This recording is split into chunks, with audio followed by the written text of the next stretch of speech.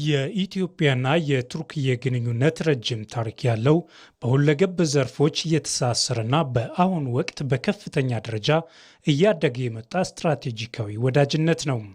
የሀገራቱ የሁለትዮሽ ግንኙነት አሃዱ የሚለው በ16ኛው ክፍለ ዘመን በተለይ በሐረርና በምጽዋ በኩል የኦቶማን ተጽዕኖ በነበረበት ወቅት ነው። በይፋዊ መንገድ ዲፕሎማሲያዊ ግንኙነታቸው የጀመረው ግን እንደ አውሮፓውያን አቆጣጠር በ1896 ሲሆን ቀጥላም ቱርክዬ በ1912 የመጀመሪያውን ቆንጽላ ጽሕፈት ቤት በሐረር ከፈተች። ሁለቱን ሀገራት የታሪክ የባህልና የመልክዓ ፖለቲካ ሁኔታ የሚያመሳስላቸው መሆኑም ታሪካዊ ግንኙነታቸውን የተጠናከረ እንዲሆን አድርጎታል። ቱርኮች ከኢትዮጵያ ጋር በተለይ የመጀመሪያውን ኤምባሲ በ1926 እዚሁ አዲስ አበባ ነው የከፈቱት። የመጀመሪያው የአፍሪካ እንትን የሚገኘው አዲስ አበባ ነው የመጀመሪያው የቱርክ ኤምባሲ።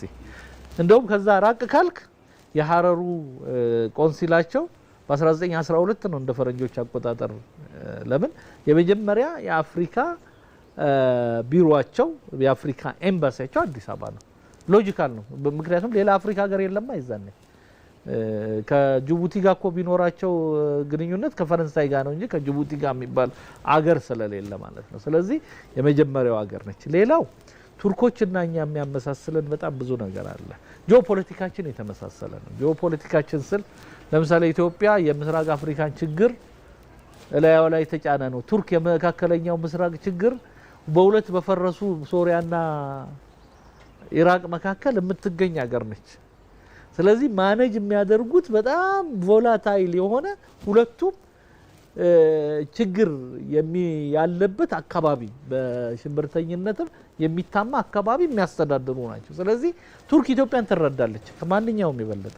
ዘሴም አይነት ኤትኒክ ፕሮብለም የኩርድን ሁኔታ ብትወስድ፣ ኢትዮጵያ ውስጥ ያለውን አመጽ ብትወስድ፣ ይሄ ሁሉ ነገር ስናይ ቱርኮች አንድ የሚያደርጉን ነገሮች አሉ። ኢንቨስትመንት ላይ በጣም ብዙ የሚረዱን ናቸው። ሁለትም ፖለቲካሊ በጣም የሚረዱን ናቸው ብዬ አስባለሁ። ስለዚህ ሌላው ቱርክ በተቻለ መጠን ከተለያዩ ሀገሮች ጋር ጥሩ ግንኙነት አላት። በተለይ ለኢትዮጵያ ትልቅ አስተዋጽኦ፣ ለምሳሌ ከሶማሌ ጋር ያላትን ግንኙነት፣ ከጅቡቲ ጋር ያላትን ግንኙነት ለኢትዮጵያ አሴት ነው ብለን መቀበል አለብን። ምክንያቱም እኛ ከነዚህ ሀገሮች ጋር ለምሳሌ የአንካራው ስምምነት እናያለን። ከኛም ጋር ከሶማሌም ጋር ጥሩ ግንኙነት ስላላቸው ነው የአንካራውን ስምምነት እነሱ ማሳካት የቻሉት ከሁሉም የበለጠ ማለት ነው።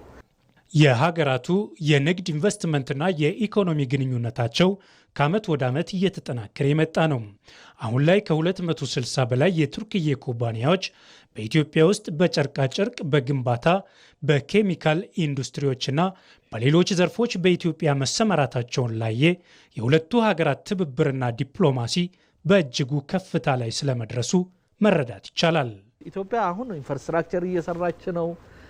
ኢትዮጵያ ለኢንቨስትመንት በጣም አመቺ የሆኑ ነገሮችን እየሰራች ነውና ቱርክ ደግሞ አሁን በጣም በዓለም ላይ መውጣት የምትፈልግበት ጊዜ ነው። ምክንያቱም ቱርኮች የውጭ ፖሊሲያቸው እንደዚህ ዘመን የተሳካላቸው ዘመን የለም። አሁን የሶሪያን ጉዳይ በራሳቸው አይነት ጥቅም እንዲሆን አድርገው የፈቱ ናቸው። እዛ አካባቢ ያላቸውን ችግሮች ጥቅማቸውን በደንብ አሰርቲቭ አድርገው እንትን ያርጉ ናቸው። ስለዚህ አሁን ኢንቨስትመንት ይፈልጋሉ፣ የሰው ኃይል ይፈልጋሉ። 130 ሚሊዮን ህዝብ አለ እዚህ።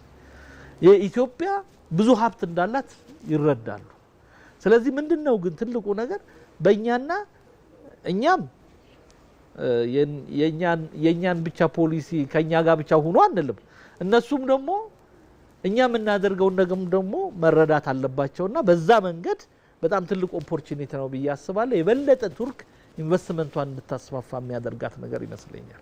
ጠቅላይ ሚኒስትር አብይ አህመድ ወደ ስልጣን ከመጡ በኋላ እንኳን ወደ ቱርክዬ በማቅናት ዲፕሎማሲያዊ ትብብሩን የሚያጠናክሩ ጉብኝቶችን የማድረጋቸው ሚስጥርም ይህን ከፍታ የበለጠ ለማሳደግ ያለመ ነው።